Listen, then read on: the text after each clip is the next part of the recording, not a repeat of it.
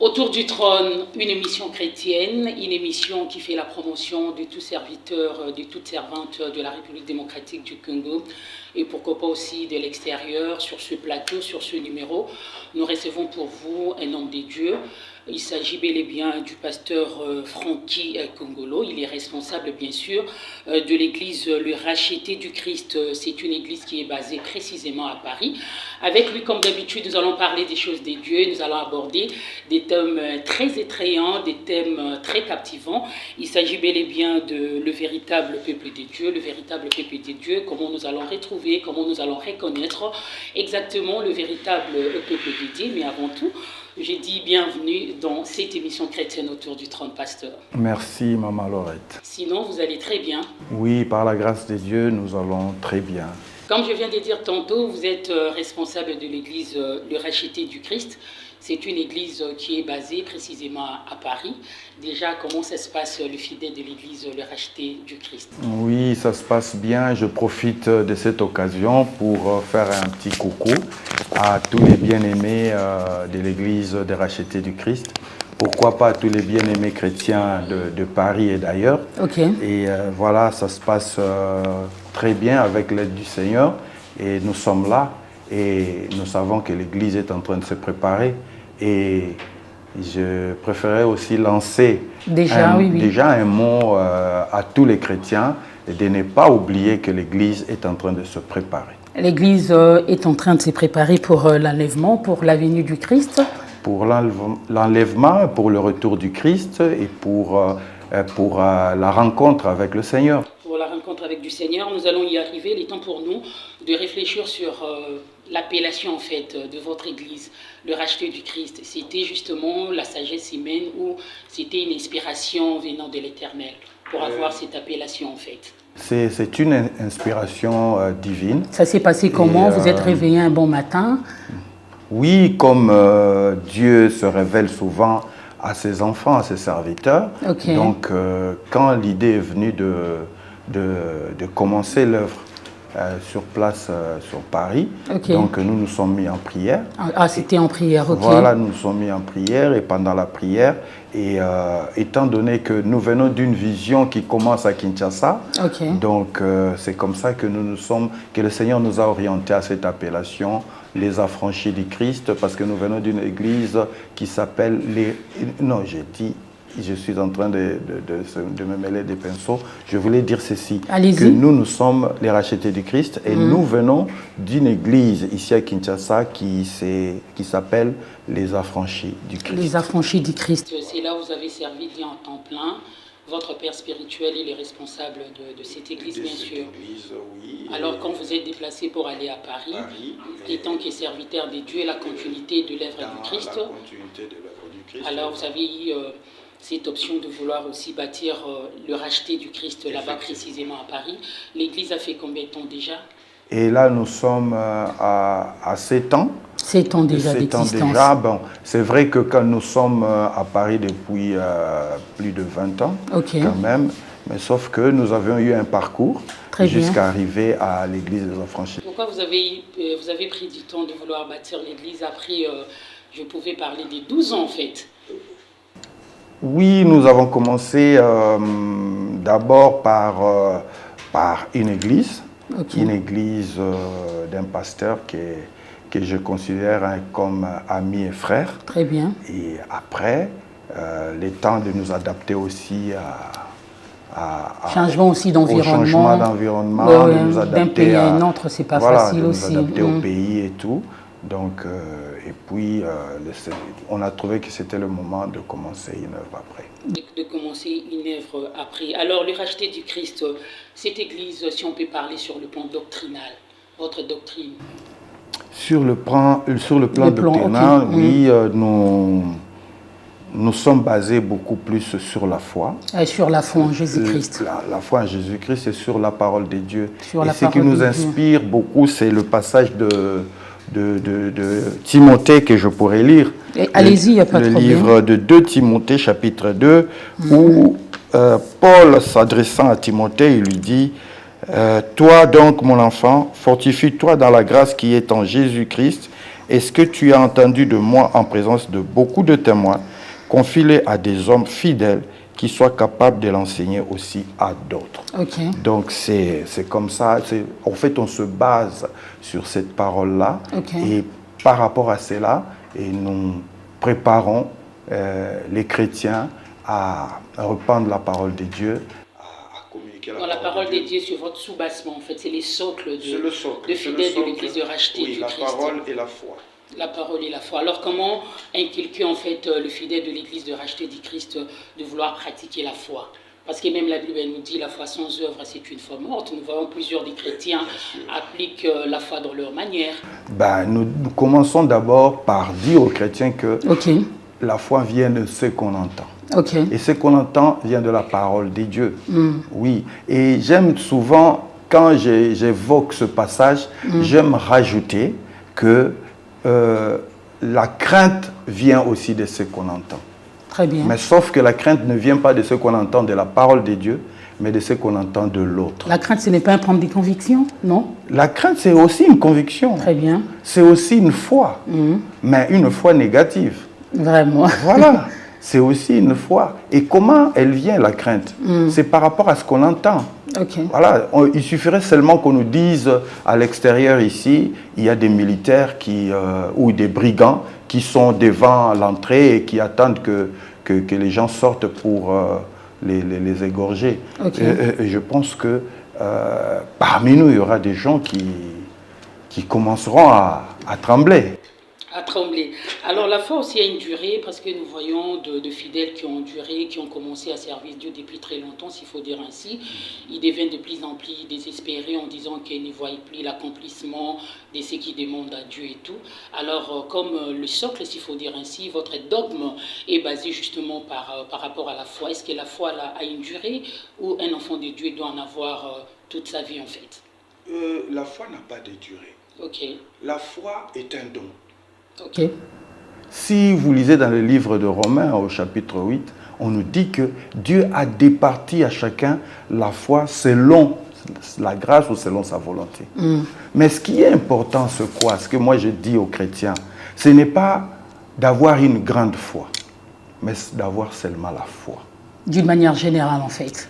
D'avoir la foi, au-delà de croire, d'avoir la foi. C'est-à-dire, un jour, le Seigneur Jésus-Christ dira aux disciples, aux apôtres, je dirais, si vous avez la foi, ne serait-ce que comme un grain de sénévé, vous ferez des miracles.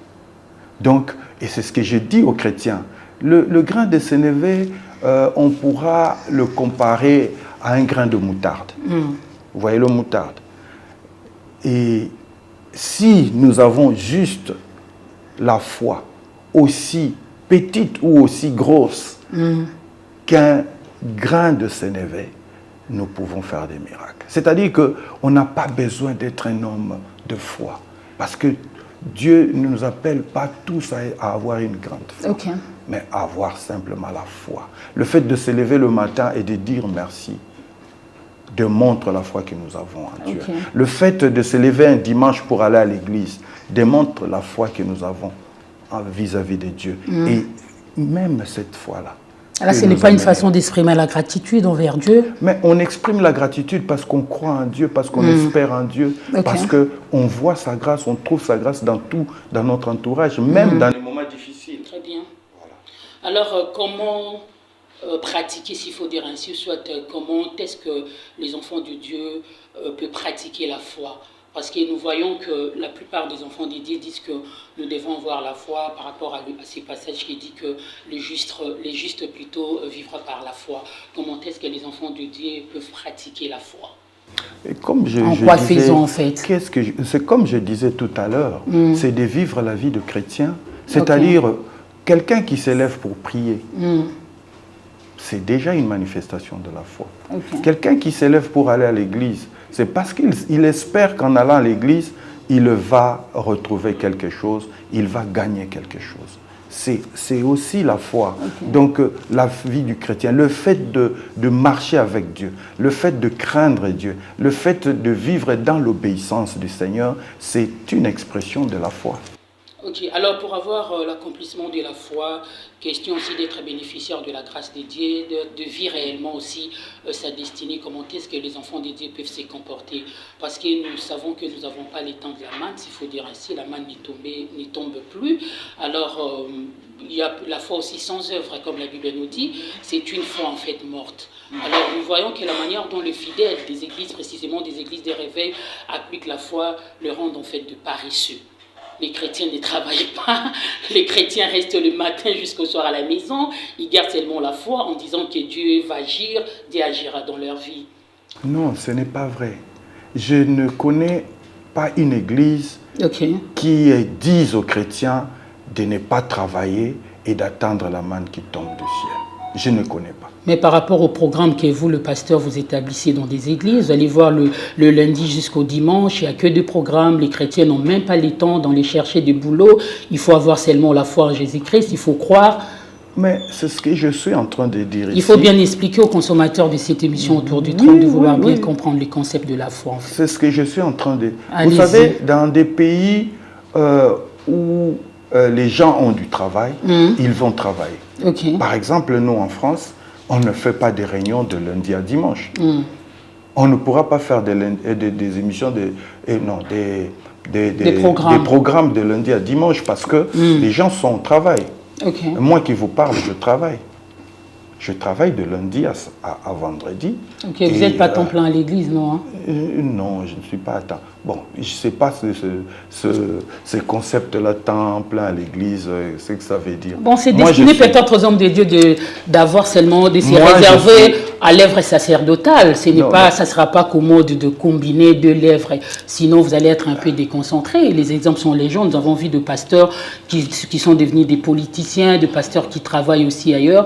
Maintenant, les brebis sont délaissés. Vous vous occupez plus dans des histoires de l'Église, en fait. Voilà, c'est cette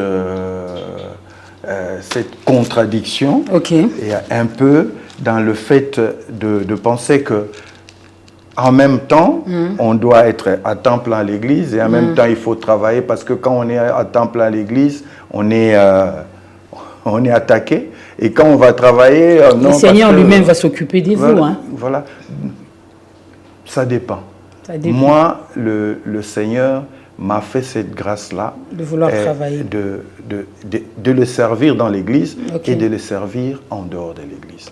Même ce que je fais en dehors de l'église, c'est une manière pour moi de servir le Seigneur. Parce que les gens avec qui je travaille témoignent de Dieu par rapport à mon comportement, à mes actions en dehors de l'église et au travail. Voilà. Donc, bon, je voudrais souligner quand même que je suis pasteur et je suis aussi entrepreneur. Voilà, donc de ce fait-là, et j'aide aussi beaucoup de chrétiens à pouvoir se retrouver dans le travail, dans la vie de tous les jours. Question aussi de leur valoriser ses talents, hein? Ben oui, les potentialités aussi. Voilà, on leur permet de pouvoir travailler. Et moi, un chrétien qui vient dans mon église, automatiquement, il a le couloir pour travailler. Les couloirs pour travailler. Merci beaucoup le pasteur Francky Ekongolo. Fidèles amis téléspectateurs, venez à peine de nous rejoindre en cours. Je vous signale que c'est l'émission Autour du trône, une émission chrétienne. Nous avons reçu pour vous le pasteur Francky Ekongolo. Lui, il est responsable de l'église Le Racheté du Christ basée à Paris. Mais ces derniers temps, il a ses séjours à Kinshasa. Rapidement, si il faut être curieuse, en fait, si on peut connaître la particularité, soit l'objectif de votre présence à Kinshasa. Bon, déjà, Kinshasa, c'est mon pays, c'est ma ville natale. Et la RDC, c'est mon pays. Donc, vous êtes là justement pour l'œuvre de Dieu quand je suis à Kinshasa, et je suis pour plusieurs choses. Je suis un homme à plusieurs casquettes. Donc, il y a des raisons qui semblent être personnelles. Oui, il y a des raisons qui sont personnelles. Et en dehors de ça, on est là pour servir Dieu, on est là pour voir de la famille, on est là pour voir des amis et on est là aussi pour peut-être, si Dieu le veut, trouver des débouchés. Donc voilà, chaque fois qu'on a... Pas de problème. S'il faut faire une étude comparative entre les églises de là et puis les églises précisément de la République démocratique du Congo, dont vous maîtrisez bien le coin, vous maîtrisez bien le pays, comment est-ce que vous trouvez en fait les églises d'ici et puis les églises de là?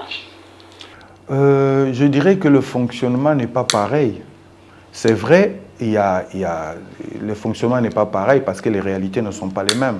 Vous venez de dire tout à l'heure, ici, il y a des programmes de lundi à dimanche. Ce n'est pas parce que les pasteurs d'ici ne veulent pas que les chrétiens aillent travailler. C'est simplement parce que, bon, on a le temps. Prenons ce temps pour servir Dieu. Peut-être c'est ça la logique, je pense, mais nous, on ne peut pas le faire. Il y a déjà cette différence-là. Mais moi, je ne me mettrai pas à condamner ceux qui le font. Moi, je viens d'ici.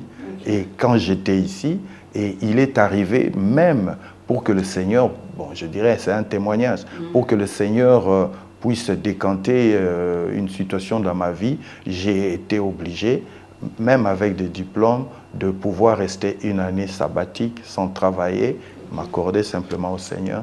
Et ça a été de beaucoup pour ma vie. Ok, merci beaucoup, pasteur. S'il faut parler maintenant de ces thèmes que nous allons aborder tout au long de cette émission, le véritable peuple des dieux. Alors, avez-vous jugé qu'il y a aussi les faux peuples des dieux? Comment reconnaissez-vous le véritable peuple de Dieu? Vraiment, il y a à boire et à manger dedans. Vraiment, c'est une question très pertinente. Merci. Et à laquelle je veux répondre en commençant par lire la Bible. Et nous allons lire la Bible dans le livre d'Apocalypse, chapitre 2, verset 9. On lira aussi Apocalypse, chapitre 3, verset 9. La Bible nous dit ceci. « Je connais ton affliction et ta pauvreté, bien que tu sois riche, et les calomnies de la part de ceux qui se disent juifs et ne le sont pas, mais qui sont une synagogue de Satan. » Chapitre 3, verset 9, on nous dit, « Voici, je te donne quelques-uns de ceux de la synagogue de Satan qui se disent juifs et ne le sont pas, mais qui mentent.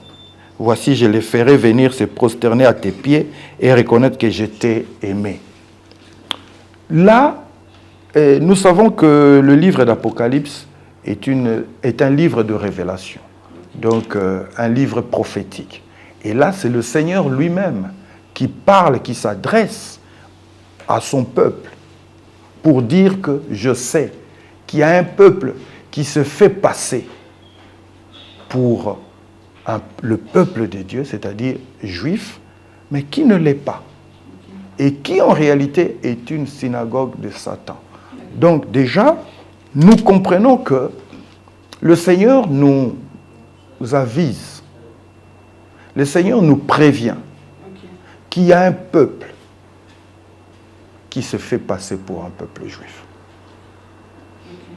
Ça c'est ce que le Seigneur nous dit. Mais maintenant, s'il y a un peuple qui se fait passer pour juif, donc il y a un peuple qui est réellement juif, mais que l'on pourrait ne pas connaître. C'est ça le départ même du questionnement. Donc c'est une question bien posée. Et là, nous, en tant que chercheurs, en tant qu'enfants de Dieu, en tant que les gens qui aiment la parole, qui aiment la révélation, nous rentrons dans la Bible pour trouver ce peuple qui est quelque part à l'abandon, qui est quelque part oublié et qu'on ne reconnaît plus comme ce peuple-là appelé des dieux. Et je pourrais même continuer en disant, en nous rappelant ce que disait notre bien-aimé Alain Moloto.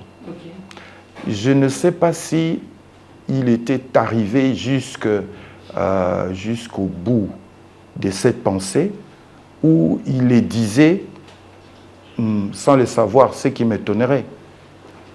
Je pense aussi à la dernière chanson de notre bien-aimé Mike Kalambai, qui a dit « Osa tozali mboka oyo pona. Alain Molo te disait, RDC, le trône des dieux. Le peuple congolais a comme roi Jésus. Est-ce qu'il savait ce qu'il disait? Je ne sais pas. Mais je dis simplement que ce n'est pas par hasard que toutes ces personnes-là le disent. Et même le Congolais, tout le Congolais chrétien dit que Bapona Bisoto, ça peuple Bapona.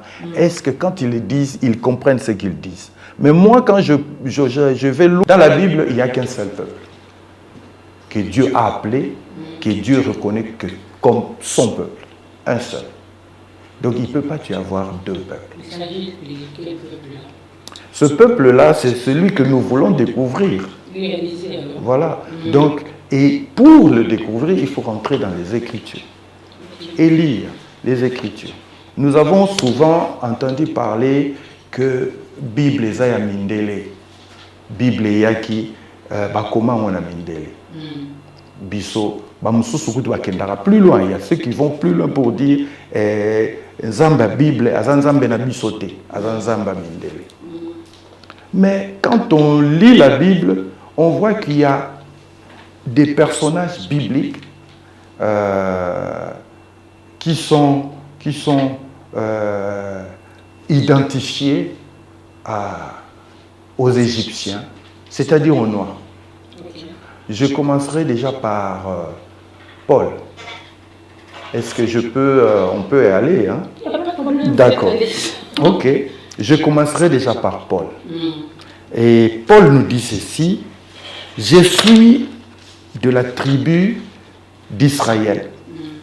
Non, je suis de la race d'Israël, de la tribu de Benjamin. Je suis hébreu, né d'hébreu. Mais quand nous rentrons dans la Bible, dans le livre des Actes, au chapitre 21, verset 38, je peux lire, si peut-être que... Oui. Dans le livre des Actes,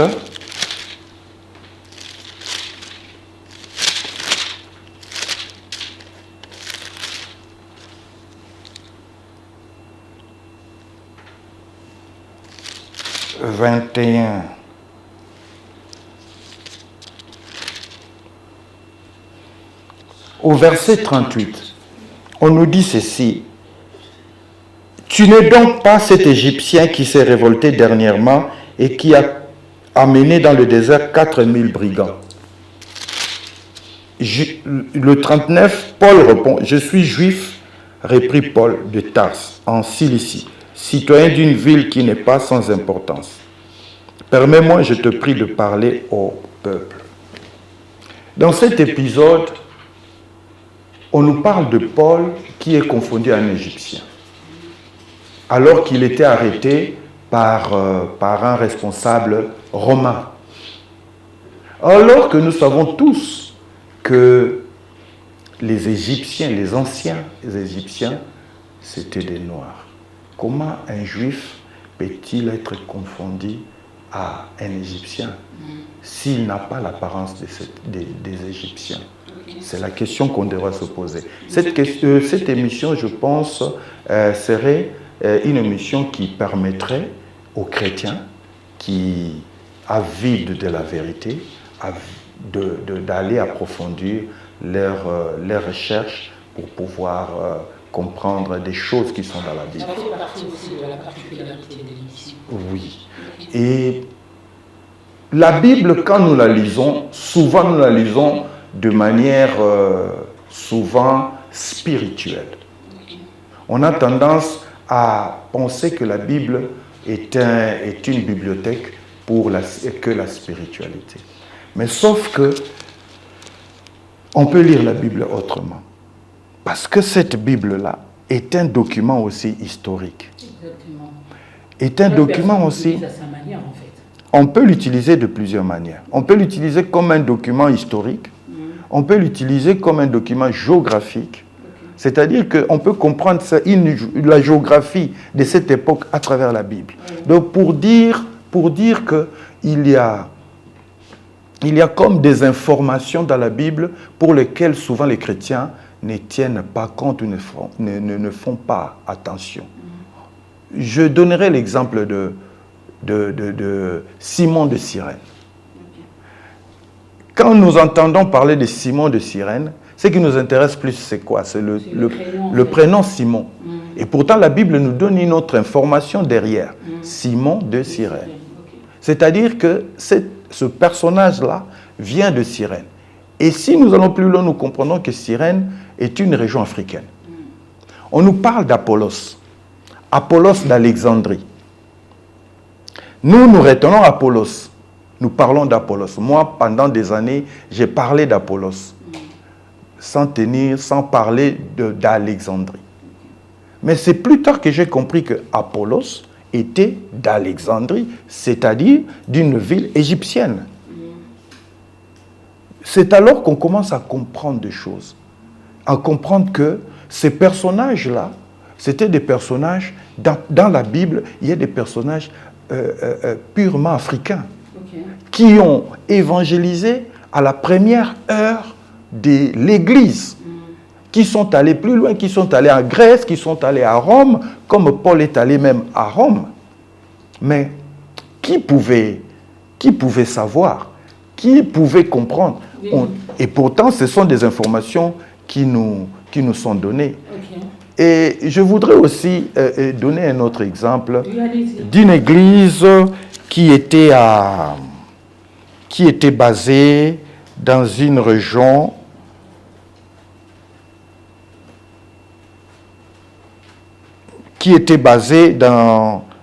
on va lire dans le livre des Actes, chapitre 13, pour comprendre le passage.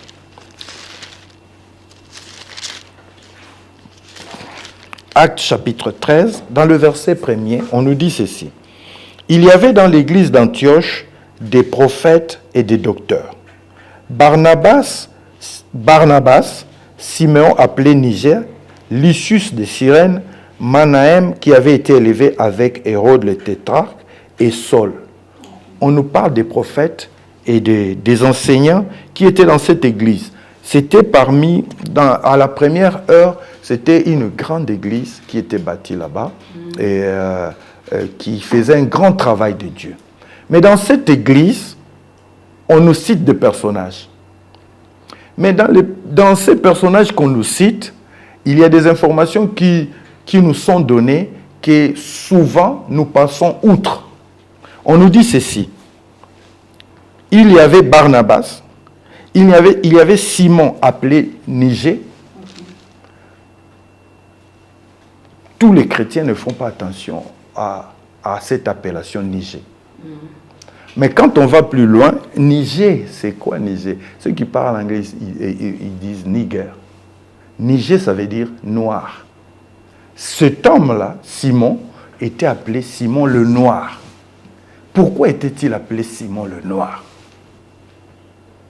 On peut se poser cette question.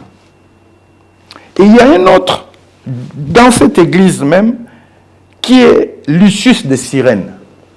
Comme Simon de Cyrène, il y avait un autre Lucius de Cyrène. Donc, c'est-à-dire un Africain qui était Antioche. Si nous lisons encore plus loin, on nous dit Saul.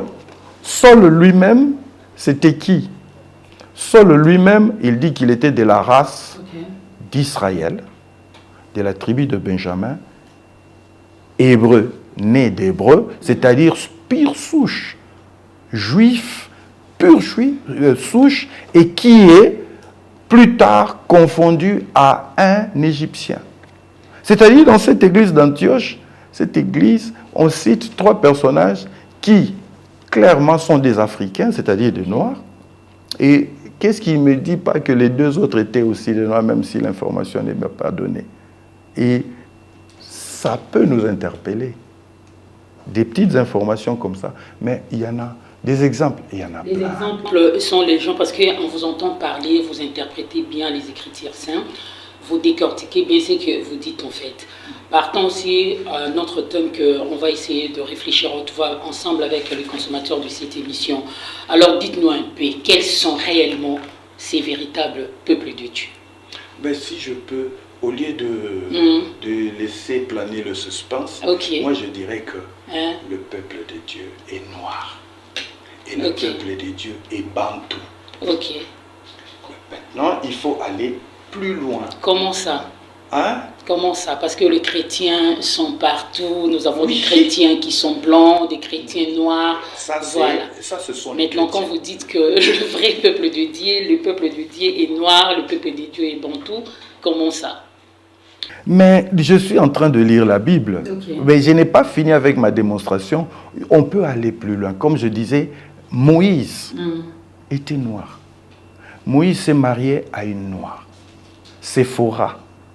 Moïse s'est marié à Séphora. Et plus loin, dans le livre de Nombres, on nous dit que Moïse s'est marié à une Éthiopienne. Ça, les gens... pas me contredire, il y a un chantre de l'Éternel qui a dit que Jésus était juif, il n'était pas de ma race, mais tout ce que je sais, il est mon sauveur. Il a dit ça vous savez, vous savez, la Bible nous dit que il y aura des temps. Dans les derniers temps, la connaissance augmentera. La connaissance augmentera. Et Paul dit, quand j'étais enfant, je réfléchissais comme un enfant. Je voyais les choses comme un enfant. Je regardais les choses comme un enfant. Mais à un moment donné, adulte, je regarde autrement les mêmes choses. Avec des réalités. Avec les réalités, avec des nouvelles connaissances. Exactement. Hein, avec des nouvelles compétences. On arrive à voir autrement les mêmes choses. Et même à les regarder déjà autrement. Donc, on disait, parce qu'on ne faisait que répéter ce qu'on nous avait dit, que les Juifs, c'est des Blancs. Et nous avons cru. Mais quand nous lisons la Bible, nous comprenons que ce n'est pas ça. Ce n'est pas ça. Il faut aller plus loin. Il faut aller voir même les enfants de Noé. Les enfants de Noé. Noé a eu 3 fils. Et quand nous lisons la Bible, nous voyons que ceux qui se disent juifs ne sont pas des sémites. Or, les juifs sont des sémites. Les juifs sont des sémites. Mais les juifs que nous voyons aujourd'hui sont des Ashkénazes. C'est-à-dire, ils descendent du fils de Noé qui s'appelle, comment il s'appelait encore, Japheth. Au fait, ils descendent de Japheth. Je ne sais pas si on peut lire la Bible, parce que quand on le dit comme ça, peut-être que ça peut... Dans le livre de Genèse... Je sais que c'est un sujet qui ne fera jamais l'unanimité, hein, surtout il y aura des contradictions entre les oui, bien sûr, il n'y aura pas. Collègues pasteurs, oui, et je sais qu'il n'y aura pas unanimité, mais vous savez, souvent, la parole chez les chrétiens est dogmatique. Souvent, chez les chrétiens, la parole est dogmatique. C'est-à-dire qu'il y a des dogmes qu'on ne peut jamais toucher, auxquels on ne peut jamais toucher. C'est-à-dire, c'est comme ça, ça va rester comme ça. Même si on a des doutes, même si on a des questionnements, mais il ne faut pas aller plus loin, il ne faut pas toucher. C'est ça, au fait. Voilà. Mais, et pourtant, il y a des vérités qui sont là, qui ont toujours été là, mais que auxquelles nous n'avons jamais tenu compte. La Bible nous dit que, dans Genèse chapitre 10, on nous dit, voici la postérité des fils de Noé. Sem, Cham, Japheth.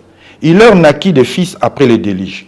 Les fils de Japheth, verset 2, sont Gomer, Magog, Madai, Javan, Tubal, Meshach et Tirak.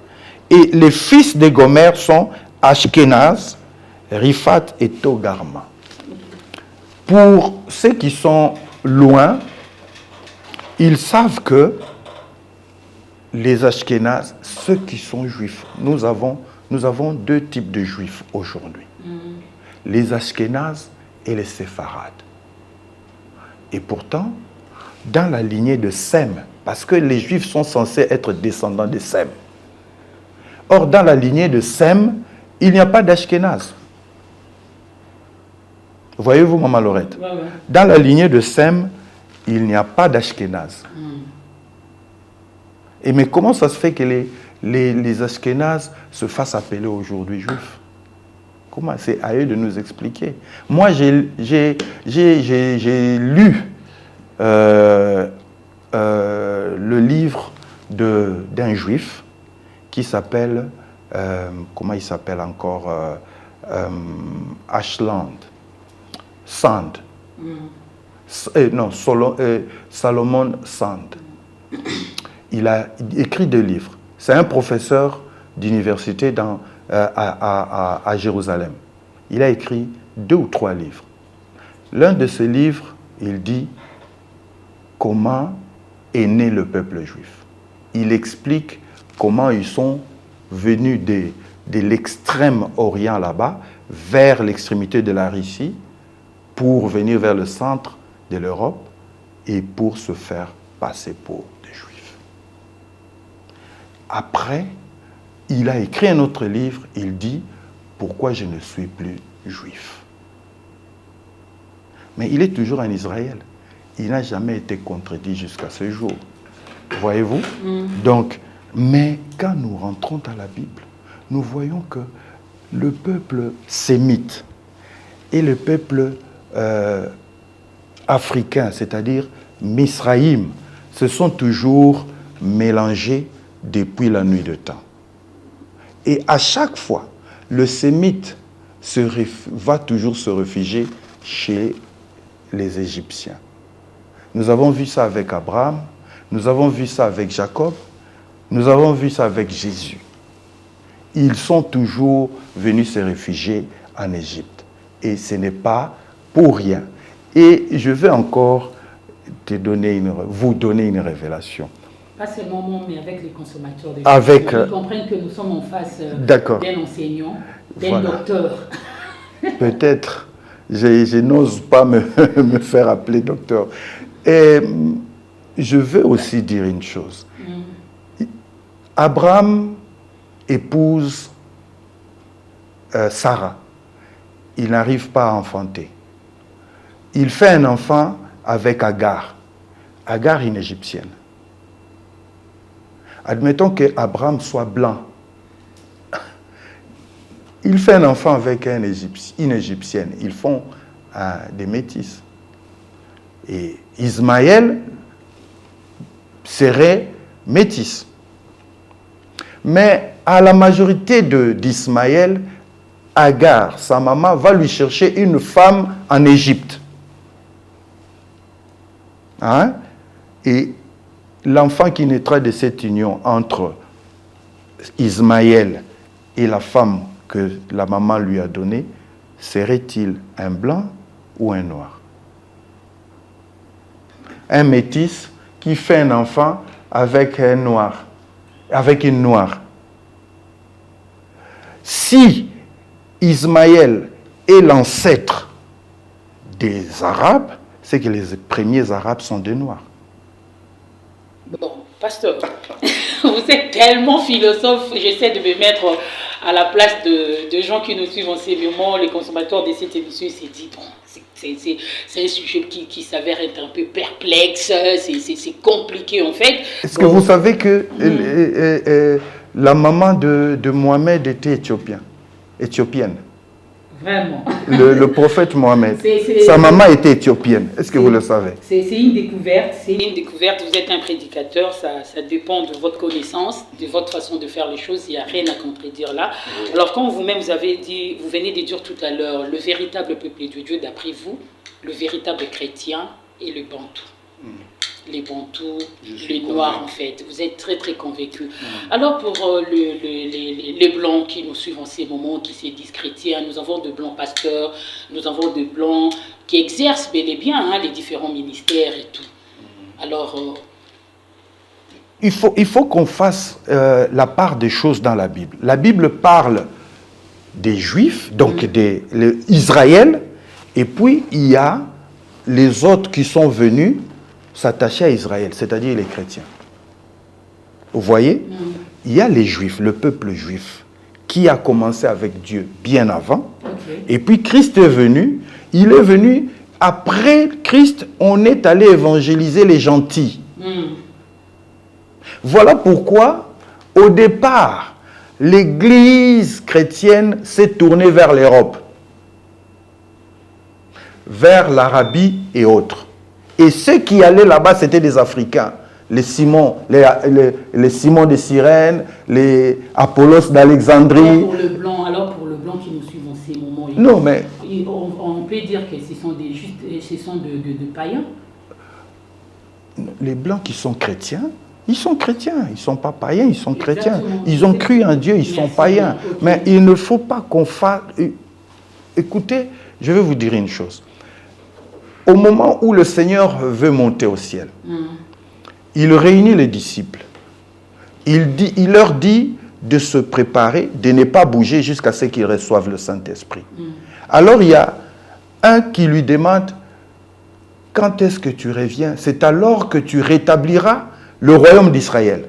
Parce que eux, dans la prophétie, ils savaient que Jésus devait revenir pour rétablir le royaume d'Israël. Sauf qu'ils n'avaient pas scindé la prophétie d'Ésaïe en deux. La prophétie d'Ésaïe scinde la venue de Jésus en deux. La première venue et la deuxième venue. Et c'est la deuxième venue qui est pour, au fait, rétablir le royaume d'Israël. Et le royaume d'Israël, ce n'est pas les chrétiens. Les chrétiens sont en part. Et puis il y a l'Israël, le peuple élu de Dieu. Le peuple qui doit témoigner de Dieu et qui doit démontrer la grandeur et la puissance de Dieu partout dans le monde. Merci beaucoup le pasteur Francky Kongolo. Je pense que le noir qui nous suit en ces moments, le Bantou, donc ils doivent être fiers en disant que nous sommes considérés comme étant le véritable peuple de Dieu, comme étant les véritables chrétiens. Alors le même Africains, le même Bantou qui se plaignent en disant que nous servons Dieu, nous demeurons dans la présence de Dieu, mais au finish, il n'y a pas des résultats très satisfaisants. Nous ne sommes pas de vrais bénéficiaires, en fait, de la grâce de Dieu, de vrais bénéficiaires de cette faveur imméritée, s'il faut dire ainsi. Mais au moment où le blanc, ils vivent bien, les blancs sont considérés comme étant des gens richissimes, des gens vraiment stables, même sur le plan matériel, sur le plan physique. Pourquoi cette contradiction? Vous posez tellement bien des questions. C'est comme si je vous avais donné des questions à me poser. Mais je suis journaliste. Voilà. À cette question, je vais répondre sur deux volets. Oui, allez-y. Le premier volet, je crois que j'avais déjà évoqué dans le livre d'Apocalypse. Je connais ta souffrance. Je connais ta pauvreté, bien que tu sois riche. Je connais la calomnie et la médisance de ce peuple contre toi, qui s'est fait appeler juif et qui ne l'est pas. C'est là déjà le combat du véritable peuple de Dieu. Parce qu'il y a un peuple qui veut prendre sa place et qui tient à prendre sa place. Et ce n'est pas pour rien.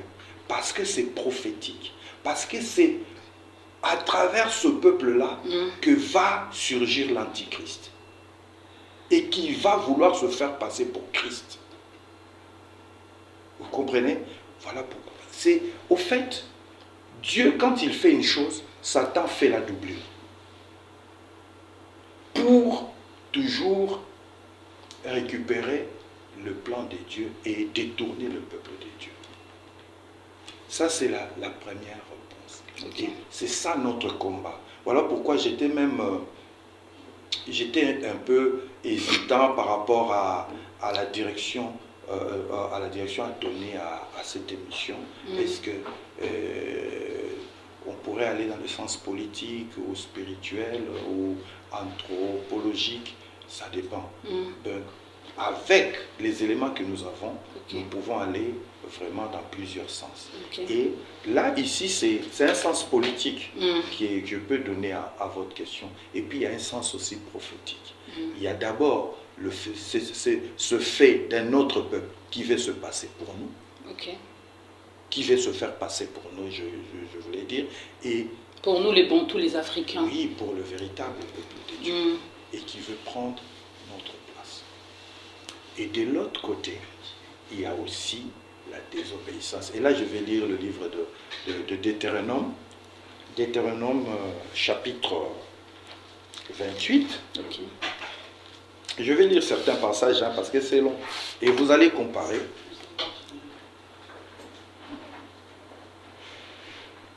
Si tu n'obéis pas à cette parole, regarde, voici ce qui va t'arriver. Et je cite, et je passe comme ça certains passages. Verset 37, on nous dit, tu seras un sujet d'étonnement, de sarcasme et de raillerie parmi tout le peuple chez qui l'Éternel te mènera. C'est ce qui se passe avec nous. Partout où il passe, c'est un sujet de raillerie, de dénigrement. Partout où il passe. Que l'Africain en Europe, qu'il aille aux États-Unis, qu'il aille en Asie, partout, il est dénigré. C'est des railleries. Si on peut parler même de la désorientation de notre destinée, nous les Africains, nous les Bantous. C'est chaque jour que nous prions, nous demandons à Dieu de vivre nos vraies destinées. Mais la réalité est autre en fait. Je suis en train de donner des raisons. C'est d'abord parce que nous ne nous connaissons plus. Nous avons oublié ce que nous sommes réellement. Et c'est aussi une prophétie par rapport à la désobéissance. Parce que le peuple a désobéi. Et on nous dit dans le verset 40, tu engendreras des fils et des filles, et ils ne seront pas à toi, car ils iront en captivité. Ce que les gens vont faire en Europe, en Amérique, c'est pratiquement de la captivité. Les enfants qui naissent, qui doivent partir, dans l'espoir de pouvoir sauver la famille, mais qui ne sauve toujours pas la famille. Après. Pasteur Francky, c'est un sujet, on peut commencer à en parler aujourd'hui, le matin jusqu'au soir. Moi, je me demande comment faire pour essayer de déraciner cette sémence, précisément chez les Bantous, précisément chez les Africains, parce que c'est tout le jour quand nous faisons des prières de combat, pour essayer de tout type de vivre nos vraies vies, s'il faut dire ainsi, de vivre notre destinée, parce que les Africains, les Bantous, nous avons juste compris qu'on a désorienté notre destinée par rapport au combat de famille, des liens de famille, des condamnations en fait. Bien sûr, donc on est vraiment éloigné de notre destinée en tant que peuple. On est éloigné.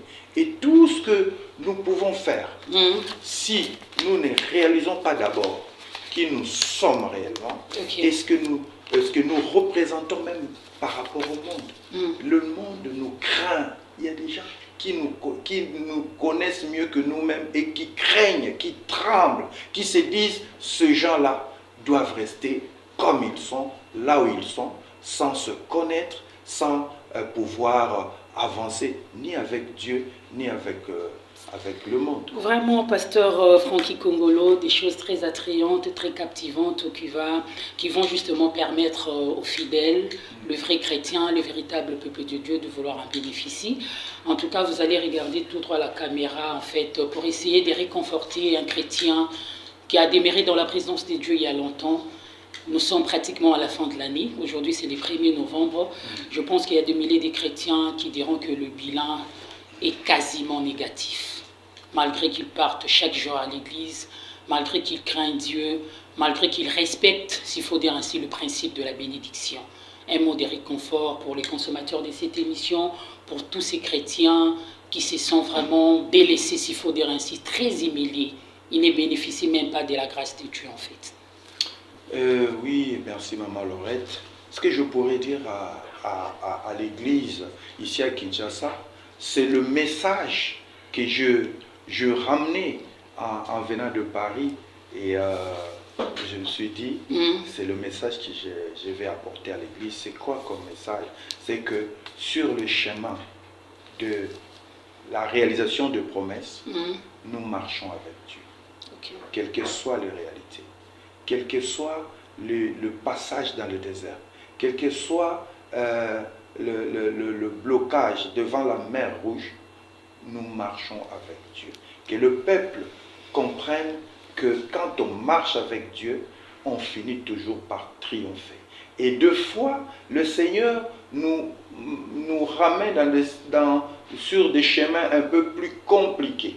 Non seulement pour nous nous décourager ou non pour nous discipliner, mais c'est par rapport à certaines réalités. Comme à l'époque où Israël est sorti de l'Égypte, le Seigneur s'est dit, si nous passons sur le chemin qui nous mène, qui les ramène directement sur la terre promise, quand ils verront la guerre, ils vont déchanter, ils vont se décourager, ils vont chercher à retourner en Égypte. Et qu'est-ce que le Seigneur a fait? Il a fait le détour. Ils ont pris le chemin le plus long, justement pour continuer à diriger ce peuple, pour continuer à préparer ce peuple à rentrer dans sa destinée. Et ce que je veux dire à l'Église, il y a un temps pour l'accomplissement de la parole de Dieu. Il y a un temps pour l'accomplissement des promesses de Dieu. Quelles que soient les réalités, gardons la foi, restons fermes, car le Seigneur est toujours avec les siens. Il est avec nous, il est avec vous. Merci beaucoup, le pasteur Francky Kongolo, pour ces mots de réconfort à l'égard des églises des réveils, s'il faut dire ainsi, à l'égard de tous les chrétiens qui nous suivent ici en RDC et partout dans le monde. J'avais dit au début, vous êtes responsable de l'église Le Racheté du Christ, basée à Paris. Il y a des programmes aussi. Oui, à Paris. Ces derniers temps, pendant que vous êtes à Kin. Oui, les programmes continuent. Donc l'église se retrouve tous les dimanches sur 35 boulevard Anatole France, à Saint-Denis. Et tous les dimanches à partir de 13h jusqu'à 15h30. Et puis on se retrouve en ligne dans le groupe WhatsApp de l'église, mardi et vendredi. Si vous pouvez donner aussi les numéros de téléphone pour ceux qui vont aussi vous contacter. Oui, mon numéro de téléphone c'est le 0033 609 31 06 62. Je peux peut-être répéter. Il n'y a pas de problème. 0033 609 31 06 62. Pendant que vous êtes ici à Kinshasa, pendant vos séjours ici, vous recevez aussi des fidèles qui viennent de temps en temps vous contacter pour des problèmes spirituels, pour des orientations aussi.